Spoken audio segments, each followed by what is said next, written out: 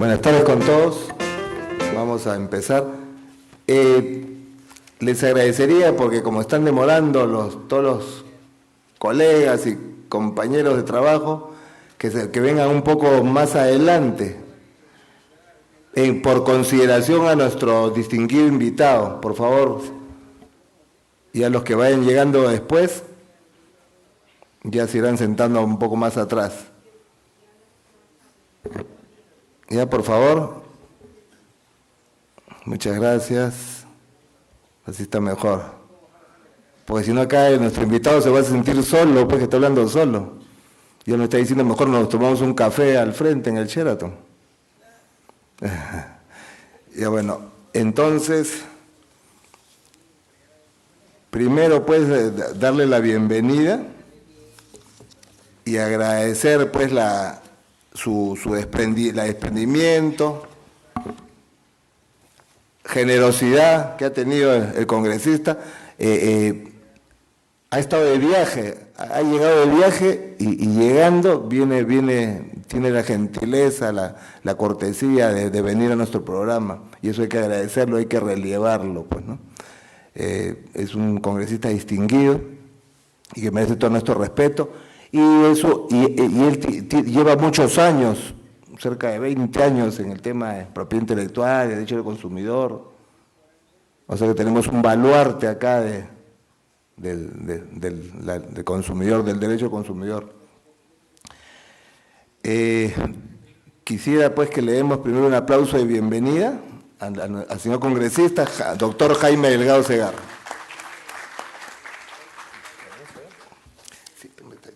Ya, también quiero agradecer también la audiencia de las Cortes en Moquegua, Hilo, Santa, Huaura, Tacna, Piura, Pasco, Apurímac, Ica y La Libertad. Muchas gracias por sintonizarnos, espero que lleguemos con toda la calidad de audio y video que corresponde. Bueno, para iniciar vamos a leer la hoja de vida, el resumen, el extracto de la hoja de vida del señor congresista. Por favor, Araceli.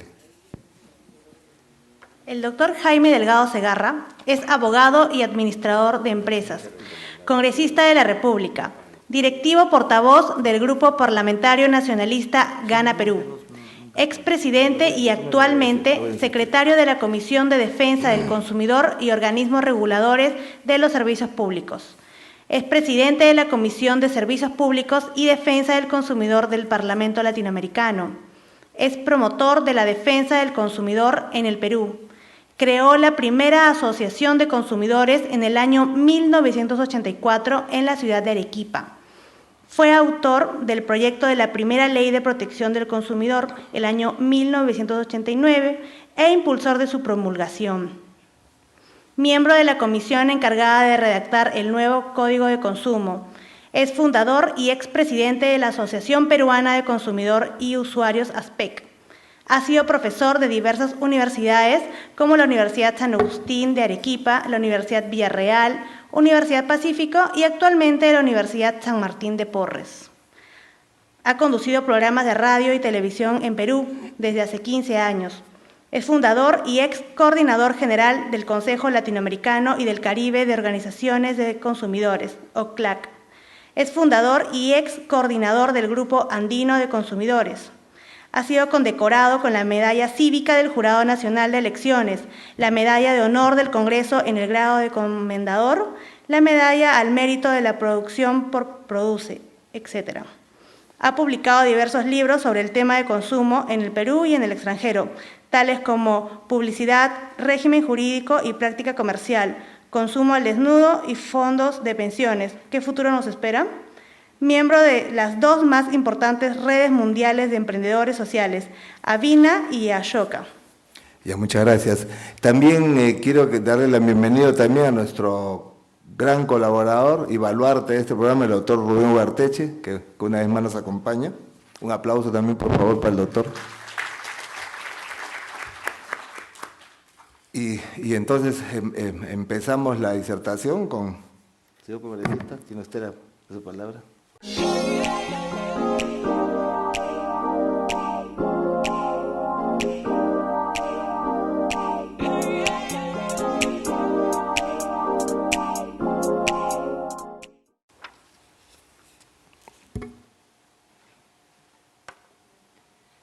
Tengan ustedes muy buenas tardes. El doctor Ricardo Guillermo Vinatea, juez supremo, coordinador del programa de formación de jueces en propiedad intelectual.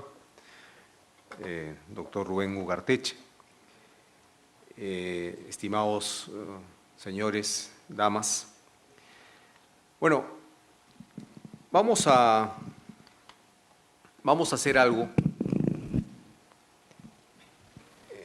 que cuando me invitó Rubén y me planteó hacer esta conferencia, yo dije, me voy a dirigir a jueces, vocales, abogados esencialmente. Y yo decía, les voy a hablar sobre los derechos del consumidor, sobre la disciplina de protección al consumidor. Eso suena un poco aburrido y probablemente a estas alturas, después de más de 20 años de vigencia de ley de protección al consumidor, no tenía mucho sentido. Entonces decidí abordar esta conferencia desde un punto de vista más práctico, más específico y sobre algo que realmente es un reto para la humanidad. Y es un reto para la humanidad desde el punto de vista de la protección del consumidor. A ver, el hombre tiene alrededor de 2 millones de años. 2 millones de años la evolución del hombre. Muchísimo tiempo, ¿verdad? Los hombres eran esencialmente nómades. Nosotros tenemos piernas muy largas y los músculos más fuertes los tenemos precisamente en las piernas, porque los hombres somos construidos genéticamente para ejercitarnos mucho, para caminar mucho. Y efectivamente la vida del hombre durante millones de años eran nómades. El hombre comienza a cambiar cuando se dedica a la agricultura. Pero ¿cuántos años de agricultura tiene la humanidad? Apenas 10.000 años. Pero en el Perú tenemos apenas 5.000 años. 5.000 años de agricultura respecto de 2 millones de años de evolución del hombre. La agricultura, la ganadería, marca un hito muy importante en la evolución del hombre. ¿Por qué? Porque el hombre nómade siempre estaba trasladándose de un lugar a otro, siempre corriendo, siempre cazando, siempre buscando su alimento. Y el hombre comía cuando había que comer. Y luego entraba en épocas de reposo, donde no comía tanto porque no había alimento. Entonces, la construcción genética del hombre está diseñada para eso. Comer cuando tienes la comida disponible y abundante y luego comer mucho menos cuando no hay. ¿Acaso los animales no hacen eso? Los animales, la mayoría de animales que viven en estado salvaje son así. Pero con la agricultura esto cambia drásticamente. ¿Por qué? El hombre ya no es nómade, ya no se desplaza tanto, ya no se ejercita tanto y además comienza a comer todos los días. Y comienza a comer fundamentalmente granos y carbohidratos todos los días. En apenas los últimos 5.000 años, para el caso peruano, respecto de 2 millones de años de evolución del hombre, casi nada. Y apenas en los 200 últimos años hay otro cambio fundamental. El nómade caminaba y se desplazaba muchísimo, el agricultor también salía a la chacra y se ejercitaba. Pero apenas hace 200 años, cuando comienza la industrialización, es que el hombre ya comienza a trabajar parado o sentado.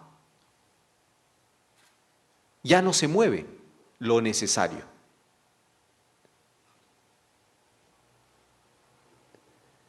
Y hace apenas 100 años, el hombre comienza a alimentarse con comidas enlatadas. en apenas los últimos 100 años, después de 2 años de evolución. ¿Y por qué surgen las comidas enlatadas? Las comidas enlatadas eran comidas de guerra. Ustedes han visto las películas de épocas antiguas, cuando se van a la guerra, ¿acaso los romanos no tienen que llevar sus pollos, sus gallinas, sus ovejas, ¿no? Al final, la última fila eran los que tenían que cargar toda la comida para abastecer a los soldados, a los guerreros. Pero luego de la Primera y de la Segunda Guerra Mundial, se dice, oye, en una guerra mundial donde tengo que trasladar ejércitos de un continente a otro, cruzando océanos, ¿cómo voy a llevar mis pollos, mis vacas? Y son cientos de miles de soldados. ¿Cómo le hacemos? Entonces ahí se dice, bueno, hagamos alimentos de guerra. Y surgen los enlatados. O sea, un alimento normalmente es un producto vivo, que si transcurre unas horas o unos días, se deteriora, se pudre, se malogra, porque es un alimento vivo. Entonces, ¿cómo hacemos para que ese alimento no sea perecedero, sino que dure mucho más, varios meses, varios años? Entonces ahí es cuando comienza a trabajarse con aditivos químicos, procesos como la pasteurización, etcétera, etcétera. Desde los más simples a los más complejos. Y hoy, cuando ustedes van a los supermercados, ¿qué hay más? ¿Comida viva o enlatados? Todos son enlatados. Ahí comienza un serio problema del que vamos a hablar. Entonces, la evolución del hombre ha sido curiosa, ¿no? Porque en realidad antes la gente comía para vivir y ahora la gente vive para comer. Y esto, que es muy grave, en realidad se traduce en estadísticas reales. Estas estadísticas son dramáticas. Ustedes saben que uno de los productos más dañinos del mundo es el tabaco, ¿verdad? El tabaco mata. ¿Saben cuántos millones de personas mueren al año por el tabaco? ¿Tienen alguna idea? Entre 5 y 6 millones de personas mueren por el tabaco cada año. Pero ¿saben cuántas personas están muriendo como consecuencia de las enfermedades crónicas? O sea, diabetes, hipertensión, colesterol, triglicéridos, cáncer, etcétera, etcétera, producidos por los estilos de vida y la alimentación. ¿Saben cuántos están muriendo? 34 millones de personas al año. O sea, el daño que está produciendo la mala alimentación y los malos estilos de vida está generando un problema que ha motivado que hoy la Organización Mundial de la Salud reconozca que estamos frente a una pandemia. Repito, una pandemia. Porque en 2 o 3 millones, 2 millones digamos, porque hay una discusión, pero dejémoslos en 2 millones de años de evolución del hombre, son 10.000 generaciones, nunca nos había pasado esto. ¿Cuál creen que era el promedio de vida del hombre hace 300 o 400 años? A ver, suelten una cifra. ¿Cuánto vivían las personas?